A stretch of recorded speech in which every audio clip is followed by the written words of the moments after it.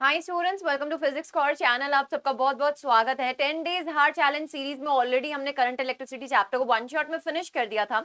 Level 2 and level 3 बाकी था, जिसमें मैं आपको कवर करवाने वाली हूँ प्रीवियस ईयर क्वेश्चन, कुछ नए सैंपल क्वेश्चन जो कि आपको पेपर में पूछे जा सकते हैं, और साथ ही साथ हम कॉम्पिटिटिव बेस्ड क्वेश्चंस को कवर करने वाले हैं। अगर आप इस चैनल पे न्यू हैं और अभी तक आपने सीरीज को फॉलो करना स्टार्ट नहीं किया है, so let me tell you बेटा कि आप इस चैनल पे सबसे पहले तो सब्सक्राइब बटन पे क्लिक कीजिए और बेल आइकन को प्रेस कीजिए, and then go to the playlist column. Playlist में बेटा जी आपको 10 डेज हार्ड चैलेंज का एक प्लेलिस्ट मिल जाएगा, जिसमें हम बोर्ड एग्जाम्स का सिलेबस कवर कर रहे हैं। इस प्लेलिस्ट में आपके first, second, third, fourth and fifth chapters complete हो चुके हैं। थर्ड चैप्टर्स के क्वेश्चंस पेंडिंग थे, जो हम इस वीडियो में कवर करने वाले हैं। और साथ ही साथ बेटा मैं आपको मिलने वाली हूँ नेक्स्ट सेशन में, जिसमें हम इलेक्ट्रोमैग्नेटिक इंडक्शन को वन शॉट में कंप्लीट करने वाले हैं। सेशन ऑलरेडी लगा हुआ है, आप इस पर जाके अपना रिमाइंडर जरूर से सेट कर दीजिएगा। और अगर आप अभी इस चैनल के साथ नए नए जुड़े हैं बेटा, let me tell you that हमारी पूरी कोशिश रह रही है कि हम 10 दिनों के अंदर या मैक्सिमम 15 डेज के अंदर, यानी कि आपको 15 लेक्चर्स में बेटा जी पूरा पूरा सिलेबस जो है आपके बोर्ड एग्जामिनेशन का वो कंप्लीट हुआ मिलेगा। बट जो हम लेवल 2 एंड लेवल 3 के क्वेश्चन प्रैक्टिस कर रहे हैं, वो आप कॉम्पिटेटिव एग्जाम्स के लिए भी कवर कर सकते हैं, जिसमें हम case based study question, assertion, reason statement based, board pattern based, हर टाइप का क्वेश्चन बेटा जी कवर कर रहे हैं। जितने भी बच्चे इस चैनल पे जुड़ते जा रहे हैं, सीरीज के साथ जुड़ते जा रहे हैं, एक मोटिवेशनल ओथ के साथ अपन स्टार्ट करते हैं हर एक लेक्चर को। तो मोटिवेशनल ओथ आज का एक बार साथ में गाते हैं, दैट इज, मैं फिजिक्स कोर का स्टूडेंट हूं, सीखने में मेरा विश्वास है। मैं फिजिक्स कोर का स्टूडेंट हूं, सीखने में मेरा विश्वास है। पेपर चाहे टफ हो या हार्ड, पेपर चाहे टफ हो या हार्ड, लिखूंगा मैं विद फुल गार्ड। तो ये मोटिवेशनल ओथ आपको एक है ना, एक मोटिवेट करता है एक नए सेशन को शुरू करने में। और मैं रिक्वेस्ट करूंगी बेटा, ये वाला सेशन अगर आप जुड़ चुके हो तो आप एक बार अपने सारे फ्रेंड्स के साथ भी जरूर से शेयर कर दीजिएगा, और इसको लाइक जरूर से कर दीजिएगा बेटा जी, बिकॉज आपका एक लाइक दीदू के 10 गुना ज्यादा मोटिवेशन को इंक्रीज कर देता है। और बेटा जी, हम ऐसा हो ही नहीं सकता कि हम फिजिक्स और मैम की क्लास में आए और हम कुछ मोटिवेशन लेकर ना जाएं। तो यार आगे बढ़ते हैं। एक बहुत ही सटीक बात मैं तुमसे यहाँ पे शेयर करना चाहती हूँ कि बेटा जी, सक्सेस ना ऐसा नहीं है कि बहुत ज्यादा घंटों ही घंटों पढ़ते जाओगे तो आपको सक्सेसफुल आप बन जाओगे। Success doesn't come from hours of study. Success कभी भी घंटों पढ़ने से नहीं आता है। It comes from hours of consistency. अगर आप कंसिस्टेंसी के साथ डेली बेसिस पर जुड़ रहे हैं, पढ़ रहे हैं, मेहनत कर रहे हैं, तो डेफिनेटली आप एक दिन सक्सेसफुल पर्सन में कन्वर्ट हो जाएंगे। बट अगर आपने एक दिन घंटों पढ़ाई कर ली, उसके बाद 10 दिन आपने किताब नहीं उठाई बेटा, तो आप सक्सेसफुल नहीं हो सकते हैं। तो consistency is the major thing जिसका आपको ध्यान रखना है कि ये ब्रेक नहीं होनी चाहिए। चाहे किसी दिन नहीं पढ़ने का मन है, कोई बात नहीं यार, थोड़ा पढ़ लो, बट पढ़ना जरूर है। वो कंसिस्टेंसी को ब्रेक मत होने दो, ठीक है। तो स्टार्ट करते हैं बेटा आज के पहले क्वेश्चन के साथ, करंट इलेक्ट्रिसिटी चैप्टर के। Let us begin with no more delays. First question बेटा जी स्टार्ट करने जा रहे हैं, दैट इज हमारे पास ना एक और मैं आपको चीज बताना चाहती हूँ कि जो बच्चे कॉन्टिन्यूशन में करंट इलेक्ट्रिसिटी का चैप्टर पढ़ने के बाद इस वीडियो को देख रहे हैं, नेक्स्ट बेटा जी आपको मूविंग चार्जेस एंड मैग्नेटिज्म ये ऑलरेडी कवर्ड है। इसके बाद वाला जो चैप्टर है मैग्नेटिज्म एंड मैटर, वो भी कवर्ड है, और उस सेशन में इन दोनों के क्वेश्चन प्रैक्टिस भी कवर्ड है। तो उसको देख लीजिएगा। तभी मैं आपको बोल रही हूँ कि प्लेलिस्ट को फॉलो करते रहो और लर्निंग कम्युनिटी के सारे लिंक्स को ज्वाइन कर लो बेटा, जिसमें हमारा टेलीग्राम का लिंक आ जाता है, जिसमें हमारा व्हाट्सअप चैनल का लिंक आ जाता है, जिसमें हमारा इंस्टाग्राम चैनल का लिंक आ जाता है। तो ये आपको मेक श्योर करना है दैट आप जरूर से ज्वाइन कर रहे हैं, ठीक है। नेक्स्ट आगे चलते हैं। Let's move forward to the first question, level number second का फर्स्ट क्वेश्चन। ये पीडीएफ ऑलरेडी आपके साथ शेयर्ड है मेरे टेलीग्राम चैनल पर, इसको जरूर से डाउनलोड कर लेना। इसमें डिटेल्ड एनालिसिस है कि आपको एनसीईआरटी में से क्या पढ़ना है, कितना पढ़ना है, और बोर्ड एग्जामिनेशन पैटर्न के ऊपर बेस्ड बेटा जी कुछ क्वेश्चंस भी वहां पर दिए गए हैं। तो चलिए स्टार्ट करते हैं पहले क्वेश्चन के साथ। तो पहला क्वेश्चन आपकी स्क्रीन पे आ चुका है, just read out the question and try to answer it nicely. A battery supplies 0.9 amperes of current through a 2 ohm resistor and 0.3 ampere current through a 7 ohm resistor. I think आपको ये दिखाई नहीं दे रहा होगा। Let's है ना adjust the screen for you. ठीक है जी। When connected one by one, the internal resistance of the batteries, आपको पूछा गया है internal resistance of the battery कितना होगा। चलिए इस क्वेश्चन को टैकल करते हैं बेटा जी, एक बार ट्राई करो। अब आपको पता है बेसिक फॉर्मूला क्या होता है, मैंने आपको सेल के बारे में पूरे डिटेल में पढ़ाया हुआ है करंट इलेक्ट्रिसिटी चैप्टर में। आपको पता है दैट टोटल करंट होता है आपके पास EMF divided by total resistance के बराबर, राइट। टोटल करंट किसके बराबर होता है, EMF divided by total resistance के बराबर। बेटा ईएमएफ किसके बराबर होता है, करंट इनटू टोटल रेजिस्टेंस। ये क्वेश्चन को हम इस तरीके से फॉर्मुलेट कर सकते हैं, वेरी इजी है। जस्ट मैंने क्या किया है, रीअरेंज किया है। अब बेटा जी वो क्या बोल रहे हैं आपसे कि ईएमएफ को एज इट इज छोड़ो बेटा, जब आपके पास करंट 0.9 एम्पियर्स है उस टाइम पर आपके पास रेजिस्टेंस की वैल्यू कितनी है, 2 ओम्स है, ठीक है।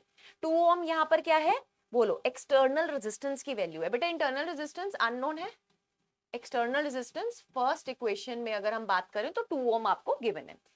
बेटा ईएमएफ तो अभी भी वही रहेगा सेल का, बिकॉज ईएमएफ तो वो वैल्यू ऑफ पोटेंशियल डिफरेंस होता है जो सेल के ऊपर लिखा होता है, ठीक है। जो मार्केट से सेल लेकर आए उसके ऊपर जो वैल्यू है दैट इज ईएमएफ, वो तो कांस्टेंट रहेगी। बेटा जी अब करंट की वैल्यू कितनी हो चुकी है, 0.3, internal resistance RE, external resistance बेटा 7। अब चाहे ये ईएमएफ बात करो ये ईएमएफ बात करो, है तो सेम ही बेटा।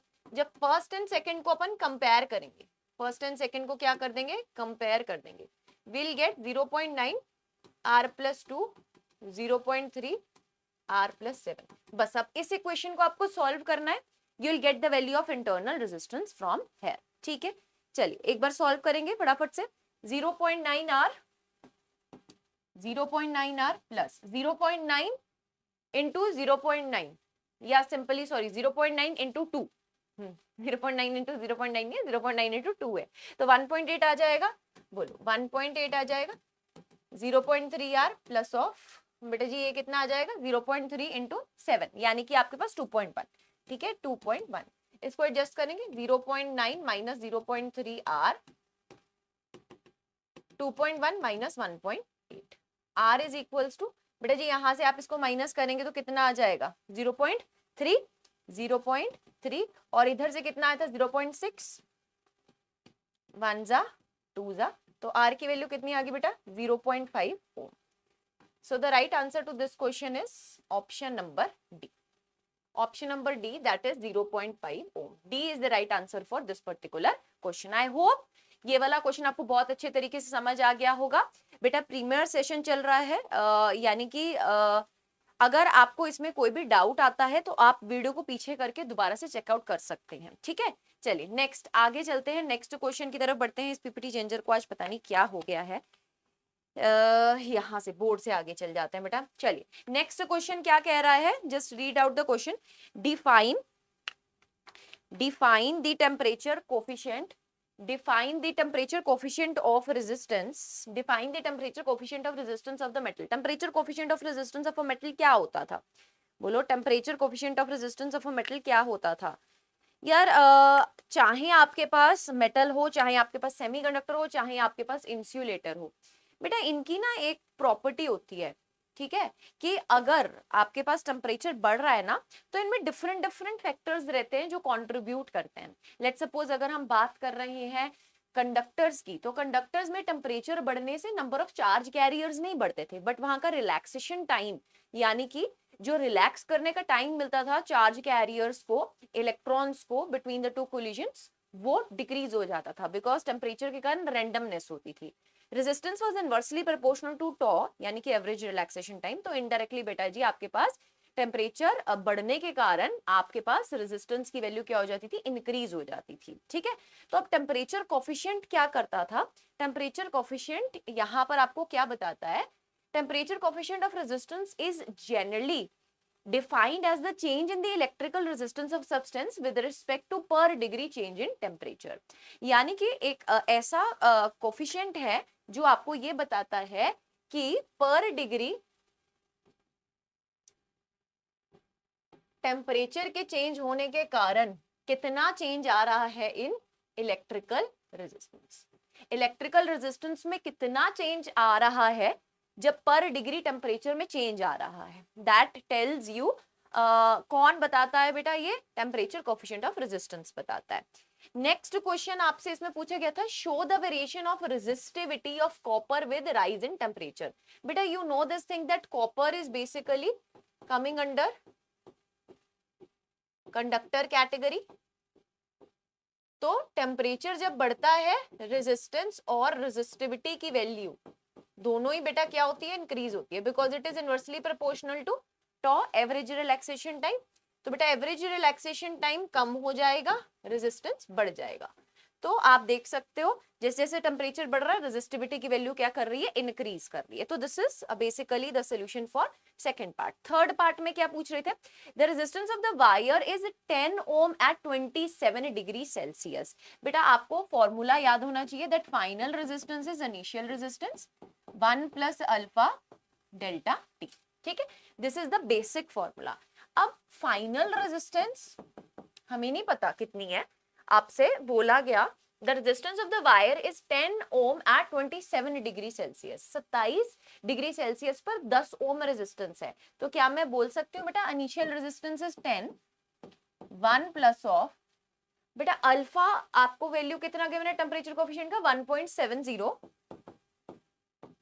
Into 10 raise to the power -4। अब जो डेल्टा टी है वो इन दोनों टेम्परेचर्स का डिफरेंस है।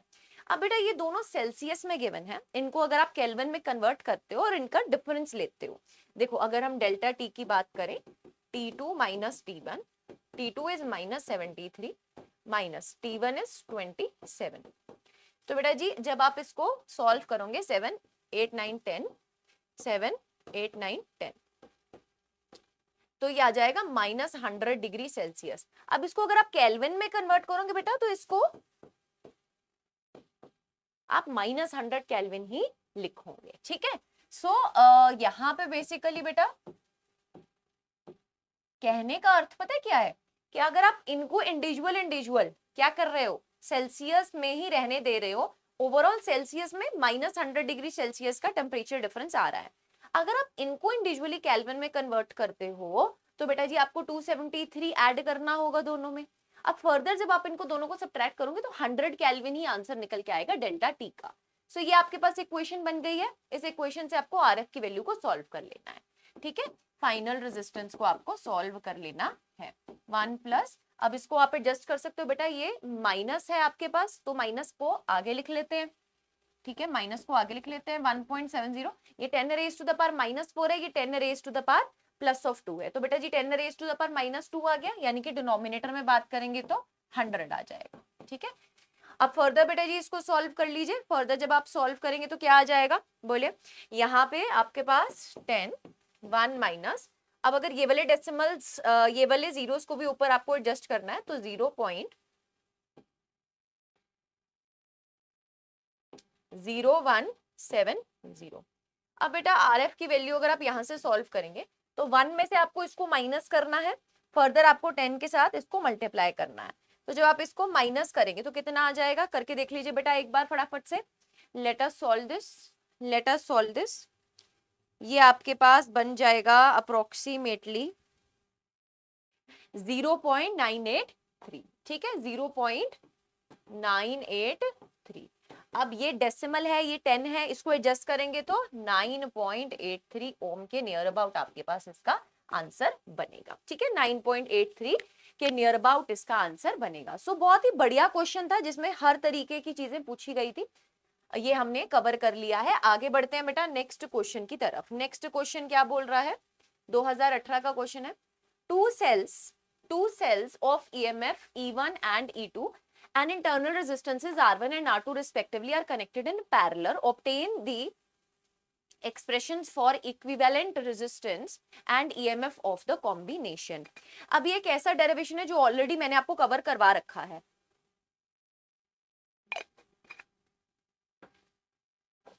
वन शॉट वाला जो सेशन लिया था उसमें से आप इस डेरिवेशन को कंप्लीट करेंगे, करंट इलेक्ट्रिसिटी डे 3 वाला। ठीक है, उसमें से इसको कवर कर लीजिएगा। एक बार आपको याद करा देती हूँ क्या था।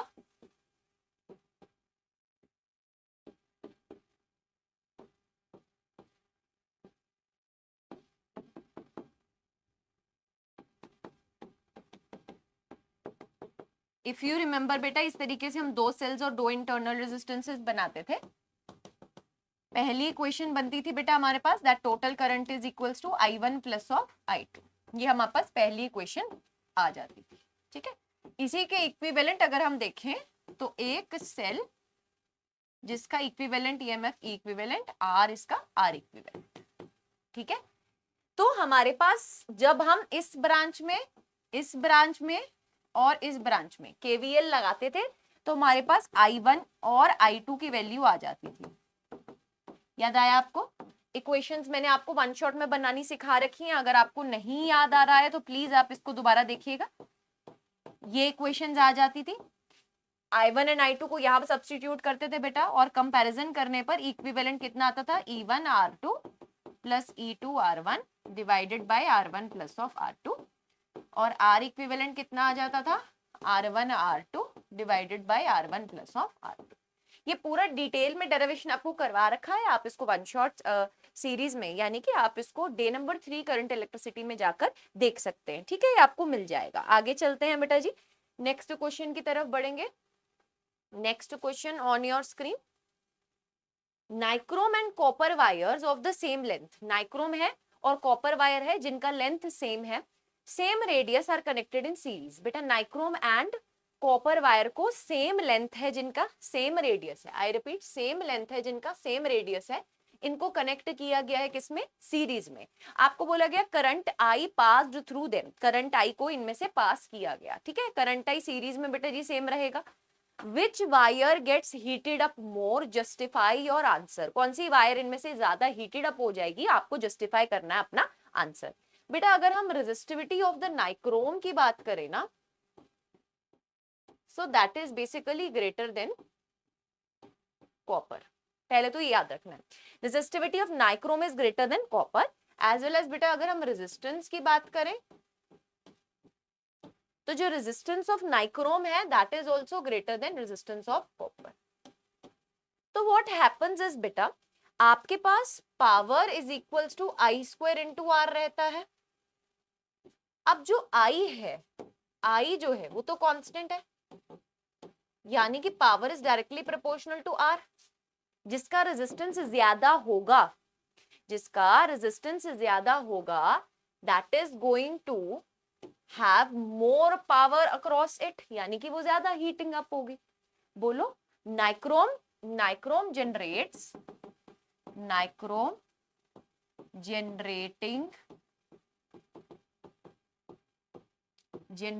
हीट। नाइक्रोम क्या करता है बेटा, जनरेट्स हीट। कॉपर किसके लिए यूज होता है, कंडक्टिंग इलेक्ट्रिसिटी। कॉपर किसके लिए यूज होता है बेटा, कंडक्टिंग इलेक्ट्रिसिटी। आई थिंक इतना समझ में आ चुका है आपको, इतना एकदम बढ़िया तरीके से समझ में आ चुका है। आगे चलते हैं, चलिए ठीक है। इसका जो एक्सप्लेनेशन है जो आपको पेपर में लिखना है, ये आपके लिए यहाँ पर आपको पीडीएफ में मिल जाएगा, आपको टेलीग्राम पर बेटा जी पीडीएफ जो है मैं शेयर कर दूंगी, ठीक है। Resistance of nichrome is greater than that of the copper of the same length same radius because the former has a greater resistivity. In series power loss is basically I square into R. I is constant बेटा, तो power loss उसके across ज्यादा होगी जिसकी resistance क्या है, ज्यादा है। आगे चलते हैं, नेक्स्ट क्वेश्चन की तरफ बढ़ते हैं, ठीक है। क्या बोल रहे हैं, a uniform wire of resistance 12 ohm is cut into 3 pieces. बेटा एक यूनिफॉर्म वायर है, 12 ओम इसका रेजिस्टेंस है, इसको कट किया गया है 3 पीसेस में, ठीक है जी। रेशियो ऑफ रेजिस्टेंसेस किस रेशियो में है बेटा, R1:R2:R3 की मैं बात करूं तो 1:2:3 रेशियो में, 1:2:3 रेशियो में। यानी कि अगर हम इनको ऐड करते हैं तो 1 + 2 + 3 = 6 होता है। तो बेटा अगर मैं R1 की बात करूं तो एक हिस्सा 6 हिस्से में से इनटू टोटल वैल्यू कितनी है 12, यानी कि बेटा जी 2 ओम आ गया। R2 की वैल्यू कितनी हो जाएगी, 2/6 इनटू 12, 4 ओम आ गया। R3 की वैल्यू कितनी आ जाएगी बेटा, 3/6 इनटू 12, 6 ओम आ गया। तो 2 ओम, 4 ओम और 6 ओम, ठीक है।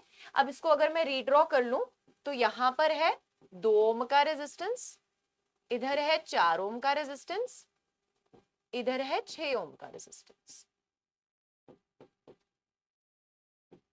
ये है 1 ओम, ये है 8 वोल्ट। आपको बोला गया है calculate the current through each part of the circuit. Okay, आपको each part of the circuit में से क्या फाइंड करना है? करंट की वैल्यू फाइंड करनी है। और कुछ फाइंड करना आपको नहीं। चलिए पहले तो आर इक्विवेलेंट निकाल ले। बोले यार अगर हम इन दोनों को देखें तो 2 और 4 ओम सीरीज में है, तो 4 + 2 6 ओम। बेटा ये 6 और ये 6 किस में आ जाएंगे? पैरेलल में, तो 6 / 2 यानी कि 3 ओम। बेटा ये 3 ओम और ये 1 ओम, ये 3 ओम पूरा कॉम्बिनेशन सॉल्व करोगे, 3 ओम और ये 1 ओम सीरीज में यानी कि 4 ओम देंगे। बोलो 4 ओम देंगे। तो बेटा जो टोटल करंट होगा that is going to be EMF divided by total resistance. EMF 8 है, टोटल रेजिस्टेंस कितना है बेटा? 3 + 1 4, यानी कि करंट की वैल्यू आ गई 2 एम्पियर।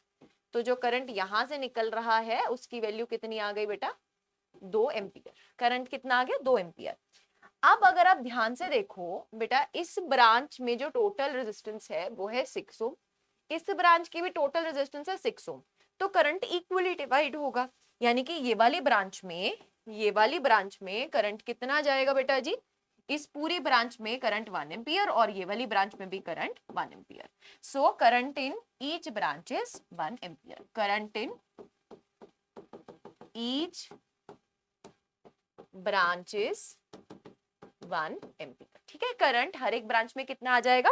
1 एम्पियर के बराबर आ जाएगा। नेक्स्ट आ जाइए, नेक्स्ट क्वेश्चन क्या कह रहा है? A heater coil rated as P, V is cut into 2 equal halves। बेटा एक हीटर कॉइल है। मैं एक छोटू सा रिमाइंडर देना चाहूंगी उन बच्चों को जिन्होंने अभी तक सेशन को देख तो रहे हैं और ना तो सेशन को शेयर किया है और ना ही सेशन को लाइक किया है। प्लीज बेटा जी मेक श्योर कीजिएगा कि आप इस पूरे सेशन को देख कर जाइए, सारे क्वेश्चंस को सीख कर जाइए, नेक्स्ट सेशन में टाइम से आइए। और बेटा जी मेक श्योर दैट कि आप अपनी मोहर जरूर से लगा के जा रहे हैं। एक छोटू सा 10 सेकंड लगता है बेटा एक कमेंट करने में, तो क्लास पूरी जब खत्म हो जाएगी तो एक कमेंट जरूर से करके जाना। और बेटा सेशन को लाइक जरूर से कर दो। अगर अभी तक आपने अपनी अटेंडेंस मार्क नहीं की है, मुझे कैसे पता चलेगा कि जो मैं मेहनत कर रही हूँ वो तुम लोगों के लिए यूजफुल साबित हो रही है बाय लाइकिंग द सेशन। ठीक है, so please make sure that कि आप लाइक जरूर से कर रहे हैं, सेशन को भूल नहीं रहे हैं। ठीक है, a heater coil rated P, V is cut into 2 equal parts. Okay, one of the part is connected to a battery of the V volt and the power consumed by it will be, आपको बताना है कितनी होगी। बेटा resistance of the coil R is equals to rho L बटा A के बराबर होता है। resistance of the coil R is equals to rho L बटा A। बोलो rho L बटा A के बराबर। अब अगर हम हीटर कॉइल की बात करें, cut into 2 halves, cut into 2 equal parts। 2 equal parts में कट किया है, यानी कि बेटा जी अब L डैश की वैल्यू बोले तो L बटा 2 हो चुकी है। बोलो L बटा 2 हो चुकी है। बेटा रेजिस्टेंस क्या हो जाएगी? R divided by 2। तो पावर की वैल्यू क्या होगी? पावर होता है V square divided by R। बोलो power V square divided by R होता है। बेटा जी अगर अब हम अगर हम देखें तो V स्क्वायर तो V स्क्वायर ही है, R की जगह R बटा 2 आ जाएगा। बेटा ये क्या है? P के बराबर है, तो it is going to be 2 times of P। तो P dash is 2 times of P dash की वैल्यू कितनी आ जाएगी? 2 टाइम्स ऑफ P, यानी कि ऑप्शन नंबर D फॉर दीदू इज द राइट आंसर। ठीक है, D फॉर दीदू is going to be the right answer. Next आगे चलते हैं। इसको आज पता नहीं क्या हो गया है, आज मेरे पीपीटी चेंजर को ये 2 थप्पड़ का मोहताज हो गया है बेटा जी। ठीक है, but it's still not working guys. Let's try to change the slot. No it's not working. चलिए नो इश्यू, आगे चलिए। a potential difference of 1 volt is applied across a conductor of length 5 meter। बेटा एक potential difference 1 volt का apply किया गया है across the conductor जिसकी लेंथ कितनी है? 5 मीटर के बराबर है। ओके जी, आपको बोला जा रहा है that area of the cross section is 1 mm का square. Area of cross section कितना है बेटा? 1 mm का स्क्वायर है। पहले लिखते जाए जो जो चीजें गिवन है बेटा, क्या क्या गिवन है लिखते जाए। V की वैल्यू है 1 वोल्ट, लेंथ है 5 मीटर, एरिया है 1 mm का स्क्वायर।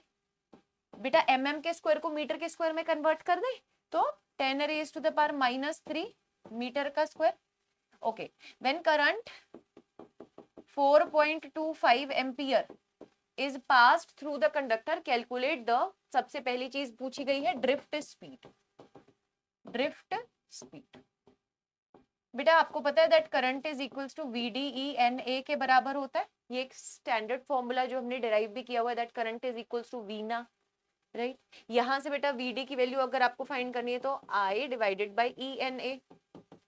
I की वैल्यू कितनी है 4.25, E की वैल्यू कितनी है 1.6 into 10 raise to the power -19। Small N कितना दिया हुआ आपको 8.5 into 10 raise to the power 28, और A की वैल्यू कितनी 1 into 10 raise to the power -3। बेटा यहाँ से आपको सॉल्व करके VD की वैल्यू मिल जाएगी, ठीक है। अकॉर्डिंग टू द कैलकुलेशन अगर मैं यहाँ पर देखूं, अकॉर्डिंग टू कैलकुलेशन अगर मैं यहाँ पर देखूं, वैल्यू आपको मिलेगी कुछ बेटा जी 0.31 into 10 raise to the power -6 metre per second, ठीक है। सो ये आपके पास आ जाएगी VD की वैल्यू, ठीक है, 0.31 into 10 raise to power -6 metre per second. अच्छा, अब इसका जो नेक्स्ट पार्ट है दैट इज जिसमें आपको रिलैक्सेशन टाइम पूछा गया है। बेटा आपको पता है दैट बी पार्ट अगले पेज पे कर लेते हैं, बी पार्ट अगले पेज पे कर लेते हैं। VD की value V divided bye L साथ में M टॉ के बराबर होता है। बेटा रिलैक्सेशन टाइम कितना आता है ML VD E इंटू साथ में V। बेटा M की value 9.1 into 10 raise to the power -31, L की वैल्यू आपको कितनी दे रखी थी 5, VD की वैल्यू बेटा जी हमारी कितनी आ गई सॉल्व करके 0.31 into 10 raise to the power -6, E की value 1.6 into 10 raise to the power -19, V की वैल्यू बेटा जी आपके पास कितनी आ जाएगी, क्वेश्चन में गिवन है दैट इज 1। बेटा अब अगर बोर्ड एग्जाम के एस्पिरेंट हो घबराना मत, इतनी लंबी कैलकुलेशन देखकर अगर यहाँ तक भी करके आओगे तो भी आपको मैक्सिमम मार्क्स मिल जाएंगे। 0.5 मार्क्स कटने की आपकी उम्मीद है अगर आप फाइनल आंसर तक नहीं पहुंचते हैं। अगर आप पूरा ओवरऑल आपको इसको सॉल्व करेंगे तो आपके पास answer 8.81 into 10 raise to the power -18 seconds निकल के आ जाएगा। इसको एक बार वेरीफाई कर लीजिएगा, this is according to my calculation, ठीक है। हो सकता है इसमें कुछ 19-21 का फर्क आ जाए। नेक्स्ट क्वेश्चन अगर हम देखें that two electric heaters have the power rating P1 and P2 at voltage V, they are connected in the series to a DC source voltage V, find the power consumed by the combination, will they consume the same power if they are connected in parallel across the same source। ये आपसे पूछा गया है, ठीक है।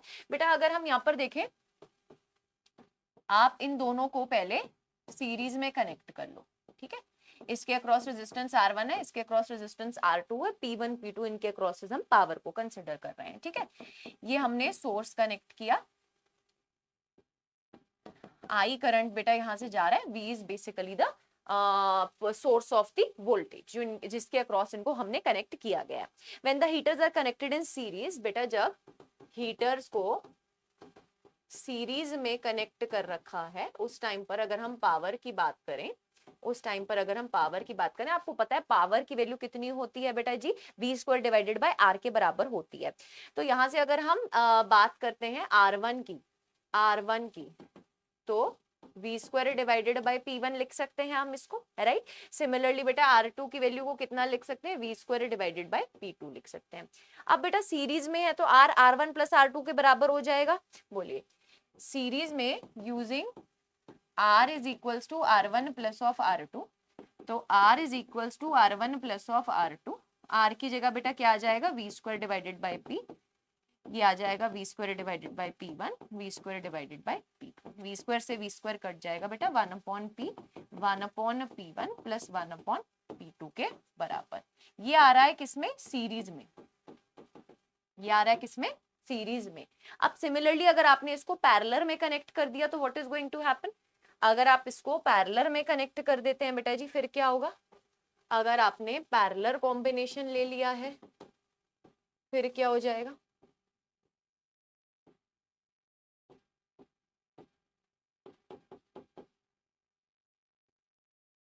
इसके across P1, इसके across P2, R1 R2, ये जा रहा है करंट I, ठीक है, ये भी है पोटेंशियल डिफरेंस। बेटा अगेन R1 की वैल्यू को अपन क्या लिख सकते हैं, अब अगर हम इसकी बात करें v square divided bye P1, R2 को क्या लिख सकते हैं, v square divided bye P2।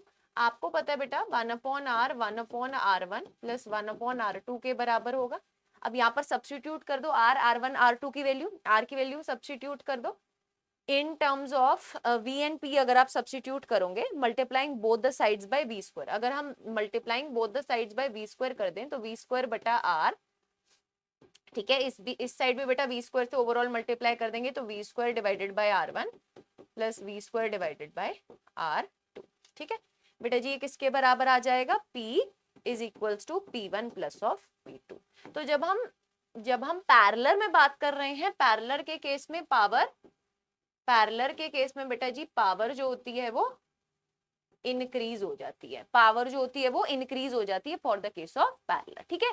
Therefore they will consume different powers if connected in series and in parallel. Okay जी, I hope this is crystal clear. so they will consume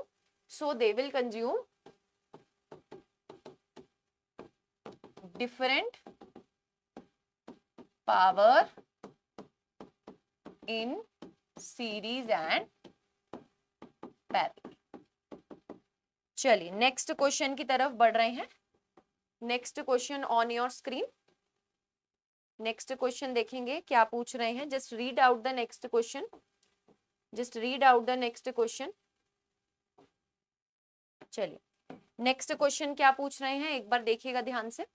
to wires A and B, two wires A and B of different metals have their lengths in the ratio of 1:2। बेटा length कितनी ratio में है, 1:2 की ratio में है। Length कितनी ratio में है, 1:2 की रेशियो में है। रेडियस कितनी रेशियो में है, 2:1 की रेशियो में है। IV कर्व गिवन है, current versus voltage, BI curve नहीं है, current versus voltage curve given है बेटा। तो जो रेजिस्टेंस होगा वो क्या होगा बेटा, basically slope tan of 90 minus theta के बराबर, यानी कि कॉट ऑफ थीटा के बराबर, कोटेंजेंट थीटा के बराबर होगा। क्यों बेटा जी, सिंपल tan थीटा के बराबर क्यों नहीं होगा, बिकॉज ये IV कर्व है। IV कर्व का जो स्लोप होता है वो आपको कंडक्टेंस की वैल्यू देता है, कंडक्टेंस का उल्टा रेजिस्टेंस होता है, तो कॉट थीटा। RA की बात करें अगर हम, रेजिस्टेंस A की बात करें हम, तो cotangent of 30 degree, RB cotangent of 45 degree, cotangent of 30 degree यानी कि बेटा √3 और कॉट ऑफ 45 डिग्री 1 के बराबर होता है। तो RA बटा RB ये रेशियो जब आपको निकालनी है that is going to be √3:1। Second देखो, रेजिस्टिविटीज की रेशियो निकालनी है। बेटा आपको एक चीज पता होना चाहिए दैट यहाँ पर रेजिस्टिविटी को सिग्मा सिंबल दिया हुआ है, वैसे हम सिग्मा कंडक्टिविटी का सिंबल पढ़ते हैं, तो घबराना नहीं है आपको इसमें, ठीक है बेटा। अगर आप रेजिस्टिविटी की रेशियो लोगे तो रेजिस्टिविटी क्या होता था, देखो R रो L बटा A के बराबर होता था, तो रेजिस्टिविटी RA बटा L के बराबर हो जाएगा, है ना। यानी कि रेडियस का तो डायरेक्ट रेशियो आएगा, RA डिवाइडेड बाय RB लिख दूं। लेंथ का रेशियो इनवर्स में आएगा, ऊपर LB आएगा, नीचे LA आएगा। और एरिया डायरेक्टली प्रोपोर्शनल है, एरिया रेडियस के स्क्वायर के डायरेक्टली प्रोपोर्शनल होता है, तो RA डिवाइडेड बाय RB का स्क्वायर आ जाएगा। बेटा ये रेशियो किसके बराबर है, √3:1। ये लेंथ का रेशियो बेटा 2:1, और ये रेशियो किसके बराबर है, 2:1 राइट। आई होप ये चीज आपको समझ में आई है क्या किया है यहाँ पर। तो बेटा 2 × 2 × 2 8 √3:1 is the final answer। 8 √3:1 is the final answer for this particular question। आगे चले नेक्स्ट क्वेश्चन की तरफ बढ़े। नेक्स्ट क्वेश्चन क्या कह रहा है देखें, नेक्स्ट क्वेश्चन क्या कह रहा है देखें। A metal wire is stretched, a metal wire is stretched so its length becomes twice of its original length। Original length के ट्वाइस हो चुका है, यानी कि पहले अगर लेंथ L है तो अब लेंथ 2L के बराबर हो चुका है। यानी कि बेटा आपके पास यहाँ पर N की वैल्यू किसके बराबर है, 2 के बराबर है। अगर वॉल्यूम को कांस्टेंट रखना है, आप बताओ ओरिजिनल रेजिस्टेंस अगर आर है तो न्यू रेजिस्टेंस कितना होगा? बेटा शॉर्टकट बता रही हूँ, न्यू रेजिस्टेंस होता है n square times of old resistance, यानी कि 2 का स्क्वायर इंटू आर, यानी कि 4 टाइम्स ऑफ आर। ठीक है, अगर आप स्टैंडर्ड वे से भी करने चलोगे तब भी आपके पास आंसर 4r ही आएगा, जिसमें आप वॉल्यूम कंजर्वेशन करते हो।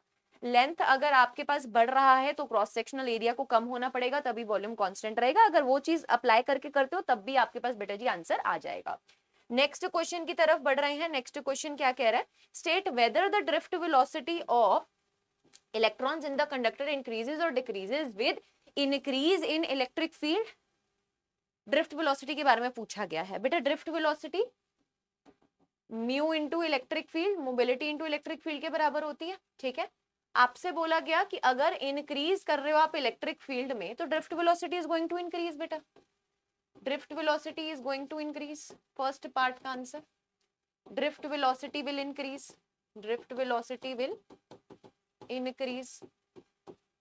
सेकंड पार्ट देखिए, increasing temperature for the same field. अगर आप सेम फील्ड के लिए टेम्परेचर इंक्रीज कर रहे हो तो जब बेटा टेम्परेचर बढ़ता है तो स्कैटरिंग इंक्रीज होती है। जब टेम्परेचर बढ़ता है तो स्कैटरिंग इंक्रीज होती है। जो मोबिलिटी होगी बेटा वो डिक्रीज होगी, जो मोबिलिटी होगी वो डिक्रीज होगी। यस और नो बोलो। तो अगर मोबिलिटी डिक्रीज हो रही है, आपने इलेक्ट्रिक फील्ड को कांस्टेंट रखा है, मोबिलिटी डिक्रीज हो रही है, इलेक्ट्रिक फील्ड इज कांस्टेंट, तो वीडी इज गोइंग टू बेटा व्हाट? डिक्रीज। बोलो वीडी क्या होगा? ड्रिफ्ट वेलोसिटी क्या होगा? डिक्रीज होगा। ठीक है, ड्रिफ्ट वेलोसिटी क्या हो जाएगा? डिक्रीज हो जाएगा, बिकॉज वीडी म्यू ई के बराबर है, ई को कांस्टेंट रखा है। टेम्परेचर बढ़ाने से स्कैटरिंग बढ़ती है, स्कैटरिंग बढ़ने से मोबिलिटी कम होगी, ईज ऑफ मूवमेंट कम हो जाएगा, ईज ऑफ मूवमेंट कम होने से, मोबिलिटी कम होने से जो ड्रिफ्ट वेलोसिटी है बेटा वो डिक्रीज हो जाएगी, अगर इलेक्ट्रिक फील्ड को आप कांस्टेंट रख रहे हैं। इलेक्ट्रिक फील्ड को अगर आप कांस्टेंट रख रहे हैं। नेक्स्ट क्वेश्चन पे आ जाइए। दो रेजिस्टर्स हैं 6 ओम एंड 12 ओम के, कनेक्ट किया गया इनको पैरेलल में। पहले इतना सॉल्व करते हैं। पैरेलल में 6 into 12, 6 plus 12, 6 into 12 divided by 18, 4 ohm. चलो आगे चलते हैं। And then connected in series with 4 ohm, यानी कि अगर आर टोटल देखेंगे तो 4 ओम तो इसको सॉल्व करके आया और 4 ओम सीरीज के साथ कनेक्ट किया था तो 8 ओम आ गया। Okay, across 24 volt. ठीक है, वोल्टेज क्या है बेटा जी? 24 वोल्ट है। ओके जी, find the total current through the battery and the current through 6 ohm resistance. बेटा टोटल करंट कितना आ जाएगा? टोटल करंट कितना आ जाएगा? V divided by R, 24 divided by 8, total resistance 8 के बराबर है तो टोटल करंट 3 एम्पियर आ गया। टोटल करंट 3 एम्पियर आ गया। ये आया है टोटल करंट, ये आया है टोटल करंट। अब अगर वोल्टेज अक्रॉस ईच ब्रांच की बात कर रहे हैं बेटा, पहले तो ये पैरेलल में कनेक्टेड थे, उसके बाद इनको सीरीज में कनेक्ट किया गया है 4 के साथ। तो अगर वोल्टेज अक्रॉस पैरेलल ब्रांच हम बात करें, वोल्टेज अक्रॉस पैरेलल ब्रांच अगर हम बात करें, कितना आ जाएगा? आई कितना है बेटा? Total current into R, resistance कितनी है बेटा पैरेलल ब्रांच की? 4 के बराबर है, तो ये आ जाएगा 3 इंटू 4, तो VP will be 12 volt. VP की वैल्यू कितनी आ गई? 12 वोल्ट के बराबर आ गई। ठीक है, अब अगर करंट थ्रू 6 ओम रेजिस्टेंस निकालना है आपको, करंट थ्रू 6 ओम रेजिस्टेंस निकालना है, तो आई की वैल्यू बेटा V divided by R. V कितना है बेटा जी? 12, रेजिस्टेंस कितना है? 6, यानी कि 2 एम्पियर, यानी कि 2 ampere. So this is going to be the final answer for this particular question. Next question पे आ जाइए। व्हीटस्टोन ब्रिज टाइप कॉम्बिनेशन है बेटा, जरा रीड कीजिए क्या बोल रहा है। In the circuit resistors R1 R2 is given as, R1 की वैल्यू 10 ओम, R2 की वैल्यू 20 ओम, R3 की वैल्यू बेटा कितनी गिवन है? 15 ओम, R4 की वैल्यू कितनी गिवन है? 30 ओम। Forming a bridge. बेटा जब आप इन दोनों को डिवाइड करेंगे, 10 डिवाइडेड बाय 20 1/2, 15 डिवाइडेड बाय 30 1/2, यानी कि this is the condition of balanced Wheatstone bridge. Balanced Wheatstone bridge. ठीक है बेटा, कीप लाइकिंग, कीप शेयरिंग। ठीक है, this is the thing you have to do. I don't have to make you remind time and again, ठीक है, क्योंकि मेरा तो पढ़ाने की तरफ ध्यान है यार। सो इफ नॉट बैलेंस, बेटा अगर बैलेंस नहीं है तब आप बताइए कि करंट कितना होगा। बट जब हमने बोल दिया कि बैलेंस ही आ गया फिर तो कोई दिक्कत ही नहीं है ना बेटा, फिर क्वेश्चन यहीं पे खत्म हो जाएगा, ठीक है, फिर क्वेश्चन यहीं पे खत्म हो जाएगा अगर हमने बैलेंस्ड बोल दिया है इसको। अगर बैलेंस नहीं होता तो रेजिस्टर नेटवर्क को सॉल्व कर दे, ठीक है। आपको करंट निकालना था 10 ओम रेजिस्टर के अबाउट, और आपको बोला गया था V की वैल्यू आपके पास 12 वोल्ट दी गई थी। तो बेटा आप टोटल रेजिस्टेंस निकाल के टोटल V की वैल्यू गिवन थी, टोटल करंट आता और फिर इस वाले रेजिस्टर के अक्रॉस करंट फाइंड कर लेते। वो तब होता अगर बैलेंस नहीं होता, ठीक है। चलिए बेटा अब थर्ड लेवल की तरफ मूव करते हैं, कॉम्पिटिटिव बेस्ड क्वेश्चंस की तरफ मूव करने जा रहे हैं। पोटेंशियल ड्रॉप के ऊपर एक क्वेश्चन है, जरा देखिएगा एक बार ध्यान से। A wire of uniform resistance R is stretched so that its length becomes 1.5 times of its original length. The percentage increase in its resistance is, percentage increase in resistance कितना होगा बेटा जब इसको stretch किया गया, R is equals to rho L dash divided by A dash आ जाएगा। अब बेटा ऊपर नीचे अगर हमने L डैश से मल्टीप्लाई कर दिया तो रो L डैश का स्क्वायर डिवाइडेड बाय V आ जाएगा। बेटा रेजिस्टिविटी वॉल्यूम कांस्टेंट यानी कि resistance is directly proportional to L dash का square, right right right right. तो बेटा resistance is directly proportional to 1.5 times of L, डेढ़ गुना ही तो बड़ी है ना। तो R dash is directly proportional to ये L का स्क्वायर, तो आपके पास रेजिस्टेंस में भी था 1.5 इंटू 1.5 करोगे कितना आ जाएगा बोलो, 2.25 आ जाएगा, 2.25 टाइम्स ऑफ L का स्क्वायर। तो जब R डैश और R को, R डैश कितना आया इसके प्रोपोर्शनल, R कितना है डायरेक्टली प्रोपोर्शनल टू L का स्क्वायर है, तो बेटा R dash minus R divided by R into 100 करेंगे अगर आप, तो 2.25 minus of 1 divided by 1 into 100, तो बेटा ये आपका 125% निकल के आएगा, ठीक है। ऊपर नीचे आर कर जाएगा, 125% निकल के आएगा, यानी कि option number B will be the right answer. चलिए नेक्स्ट क्वेश्चन की तरफ मूव कर रहे हैं। Let's move to the next question, assertion reason type question है, जरा रीड करेंगे इस वाले क्वेश्चन को।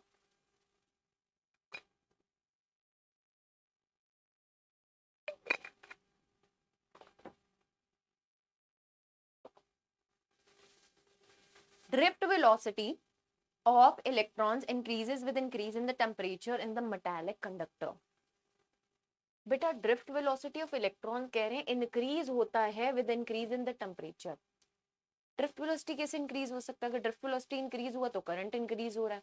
बट आपको पता है जब आप टेम्परेचर बढ़ाते हो तो रेजिस्टिविटी इंक्रीज होती है, करंट डिक्रीज होता है। तो ड्रिफ्ट वेलोसिटी बेटा इंक्रीज नहीं होनी चाहिए, ये डिक्रीज होनी चाहिए, ठीक है। फिर mobility of electron increases with temperature, बेटा मोबिलिटी ऑफ इलेक्ट्रॉन इंक्रीज थोड़ी ना हो रही है, डिक्रीज हो रही है। तो इसको ना थोड़ा सा सही कर लेना, हो सकता है आपको इसमें से कोई भी ना दिखाई दे। बेटा रीजन इज ऑल्सो फॉल्स, ठीक है, तो डी ऑप्शन आपका बन जाएगा, ठीक है। यहाँ पे करेक्ट कर लेना, यहाँ पे इसको करेक्ट कर लीजिएगा। नेक्स्ट आ जाइए, नेक्स्ट आ जाइए। A cell of EMF 2 volt, एक सेल है बेटा, इसका EMF 2 वोल्ट है, इंटरनल रेजिस्टेंस 1 ओम के बराबर है, is connected to a variable resistance, the current is maximum when। बेटा करंट याद रखिएगा मैक्सिमम कब होता है, जब इंटरनल रेजिस्टेंस और एक्सटर्नल रेजिस्टेंस इक्वल हो जाते हैं। तो अगर इंटरनल रेजिस्टेंस 1 ओम है, एक्सटर्नल रेजिस्टेंस भी 1 ओम हो जाएगा, यानी कि B is the right option बेटा, यानी कि B is the right option. This is the particular condition जब आपके पास करंट मैक्सिमम बनता है। नेक्स्ट क्वेश्चन की तरफ मूव कर रहे हैं, let's move to the next question. Two wires of the same material and length but different radii R1 and R2 carrying the same current, the ratio of the current densities। बेटा current density current divided by area के बराबर होता है, यानी कि current divided by pi R1 का square. Current अगर same है तो बेटा J1 बाय J2 करोगे, सो R2 का स्क्वायर डिवाइडेड बाय R1 का square. So the right answer is option number B, the right answer is option number B, B हो जाएगा बेटा जी सही जवाब। नेक्स्ट आगे चलते हैं, let's move forward. In the circuit two resistors 6 and 3 ohm are connected in parallel and this combination is in series with the 4 ohm resistor। 6 और 3 का पैरेलल कॉम्बिनेशन है, यानी कि पैरेलल में resistance 6 into 3, 6 plus of 3, 18 divided by 9 यानी कि 2। इसको connect किया गया सीरीज में 4 ओम रेजिस्टर के साथ, यानी कि टोटल रेजिस्टेंस कितना आ गया बेटा जी 2 प्लस ऑफ 4 यानी कि 6 ओम। अब battery of 12 volt is connected, बेटा बैटरी 12 वोल्ट की है, तो करंट कितना आ जाएगा V is equals to I into R, I comes out to be V divided by R, तो 12 डिवाइडेड बाय 6 यानी कि 2 ampere, so 2 ampere is the right answer. ठीक है जी, चलिए नेक्स्ट पे आ जाइए। Next question, resistivity of a conductor, resistivity of a conductor increases with the temperature. Reason कह रहा है, आपको पता है कंडक्टर के केस में बेटा जब टेम्परेचर बढ़ता है तो टॉ रिलैक्सेशन टाइम की वैल्यू कम हो जाती है, रेजिस्टेंस इनवर्सली प्रोपोर्शनल टू टॉ होता है, तो रेजिस्टेंस बढ़ जाता है, रेजिस्टेंस रेजिस्टिविटी इंक्रीज हो जाता है, तो this is true. Collision of the frequency of the electron increases with temperature, this is also true. अब कोलिजन ऑफ फ्रीक्वेंसी इंक्रीज हो जाता है, दैट इज व्हाई बेटा we say that resistance resistivity की value is what, it is increasing. So both a assertion reason are true and reason is a correct explanation of assertion बेटा जी। ठीक है, so this is the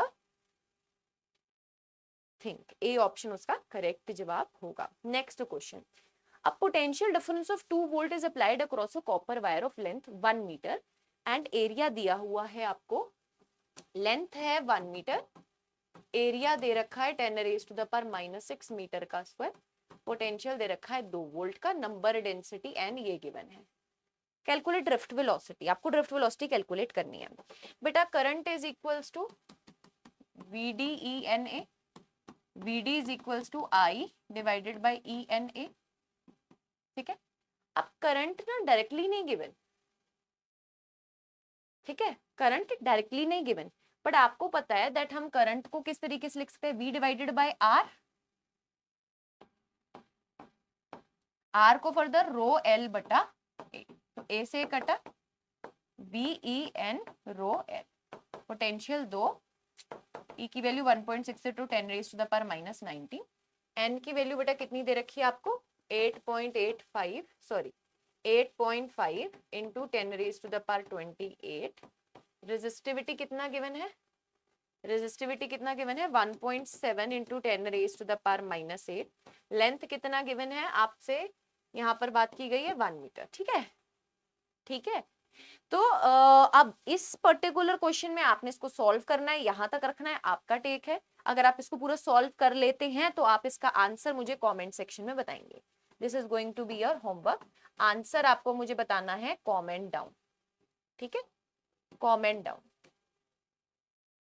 next question की तरफ बढ़ रहे हैं बेटा, मल्टीपल करेक्ट टाइप क्वेश्चन है। ठीक है, मल्टीपल करेक्ट टाइप क्वेश्चन है, चलिए आंसर देंगे। Which of the following statements are correct, इसमें से कौन सी स्टेटमेंट बेटा जी करेक्ट है। Resistance of a material depends upon its shape and size, resistivity depends only on the nature of the material, conductivity is reciprocal of the resistivity, for a given material resistivity changes with temperature। beta each and every statement is correct, resistance of the material depend upon shape and size, R is equals to rho L बटा A होता है। ठीक है, resistivity depends upon the nature of the material, yes बिल्कुल, conductivity is reciprocal to resistivity, true, for a given material बेटा resistivity change करता है temperature के साथ, सारी स्टेटमेंट्स करेक्ट है बेटा, सो C is going to be the right option, A B C D सारी की सारी क्या है करेक्ट है। नेक्स्ट आगे आ जाइए, in a balanced Wheatstone bridge, एक बैलेंस्ड व्हीटस्टोन ब्रिज की अगर हम बात करें, if all the 4 resistances are increase by 5%, बेटा अगर जब बैलेंस व्हीटस्टोन ब्रिज बोल दिया तब चाहे सारे के सारे रेजिस्टेंसेस 5% से बढ़ाओ, 10% से बढ़ाओ, 15% से बढ़ाओ, 20% से बढ़ाओ, रेशियो कट के तो बेटा जी आंसर बराबर ही आएगा ना, यानी कि R1 बटा R2 R3 बटा R4 के बराबर ही आएगा, तो आपके पास ब्रिज जो है अभी भी क्या रहेगा, रिमेन्स बैलेंस्ड ही रहेगा। ठीक है, रिमेन्स बैलेंस्ड ही रहेगा, R1 बटा R2 R3/R4 के अगर बराबर है, सबको अगर आपने इंक्रीज कर दिया 5% से, तो बेटा बराबर का ही तो खेल है ना फिर, बोलो बराबर का ही तो खेल है ना फिर। चलिए अब बेटा जी ये एक केस स्टडी मैं आपको होमवर्क देने जा रही हूँ, this is a case study जो मैं आपको होमवर्क देने जा रही हूँ, जिसमें मैं आपको फॉर्मूलाज बताऊंगी बट कैलकुलेशंस आप इसके खुद करेंगे, ठीक है। ये जो केस स्टडी है देखो, ये कहीं ना कहीं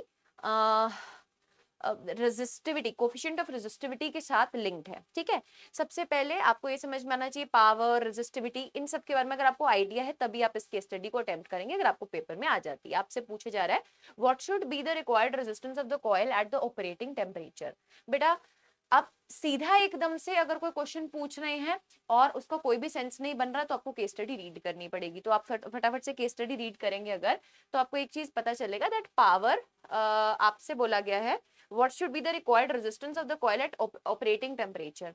Beta, electrical engineer is designing a hot coil for a water heater.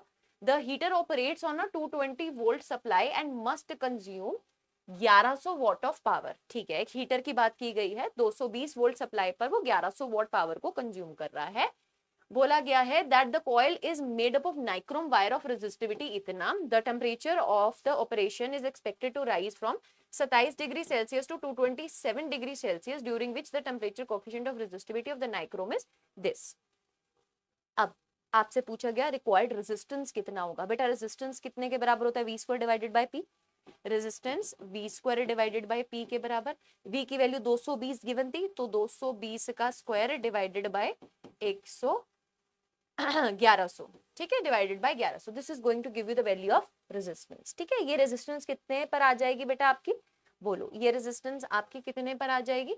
This is going to be expected to rise from 27 to 227 degree Celsius. अच्छा अब what will be the resistance of the coil at the room temperature. अगर room temperature की आपसे बात कर ली जाए तो रूम टेम्परेचर पर रेजिस्टेंस की वैल्यू कितनी आ जाएगी बेटा, RT is equals to R0 1 plus alpha delta T. ये वाला फॉर्मूला लगाएंगे आपके पास आंसर आ जाएगा। अब सी पार्ट में आपसे पूछा गया है कि लेंथ बताइए। If the length of the wire is 20 metre, आपको रेडियस बताना है, सॉरी लेंथ आपको गिवन है, आपको रेडियस बताना है। बेटा आपको पता है R is equals to rho L बटा ए होता है, this is a standard formula. जो भी आपके पास वैल्यू निकल के आएगी बेटा, अगर मैं तुमसे बात करूं रेजिस्टेंस की इन द बी पार्ट, जो आपके पास बी पार्ट रेजिस्टेंस की वैल्यू निकल के आएगी, रेजिस्टिविटी आपको पता है, लेंथ आपको पता है, एरिया आप वहां से फाइंड कर लेंगे, ठीक है। अब आपने एरिया फाइंड कर लिया तो आपको बोला जा रहा है explain why the nichrome is preferred over copper for making heating elements। बेटा इसकी जो रेजिस्टिविटी रहती है, जो कोफिशिएंट रहता है, that is nichrome is basically N alloy. तो अलॉय के केस में जो टेम्परेचर का इंपैक्ट होता है ना वो इतना ज्यादा नहीं होता, वो झेल सकता है उसको, ठीक है। सो इसका हाई रेजिस्टिविटी होता है, हाई मेल्टिंग पॉइंट होता है, नेग्लिजिबल ऑक्सीडेशन होती है। इसका हाई रेजिस्टिविटी होता है, नेग्लिजिबल मेल्टिंग पॉइंट। देखो negligible oxidation, high melting point, ठीक है। ये कुछ ऐसी प्रॉपर्टीज है जिनके कारण हम नाइक्रोम को यूज करते हैं ओवर कॉपर, जब भी हम हीटिंग एलिमेंट में इसको कन्वर्ट करना चाहते हैं, ठीक है। सो विद दिस बेटा हमने पूरे थर्ड चैप्टर करंट इलेक्ट्रिसिटी के क्वेश्चन प्रैक्टिस को भी फिनिश कर लिया है। इसका पीडीएफ आपको मेरे टेलीग्राम पर मिल जाएगा और आई एम होपिंग कि आप नेक्स्ट पार्ट के लिए लाइव सेक्शन वाला जो भी लिंक लगा हुआ है, जब भी आप इसको देख रहे हैं आप उसमें जरूर से जुड़ रहे हैं, आप प्लेलिस्ट को जरूर से फॉलो कर रहे हैं। And don't forget to join the links बेटा, लर्निंग कम्युनिटी के लिंक्स आपको इस वीडियो के डिस्क्रिप्शन बॉक्स में मिल जाएंगे, उनको जरूर से ज्वाइन करें और क्लासेस में रेगुलरली आते रहें। But don't forget to like the session and don't forget to comment down आपको सेशन कैसा लगा and you're excited for the upcoming sessions or not. Wish you good luck. Stay tuned.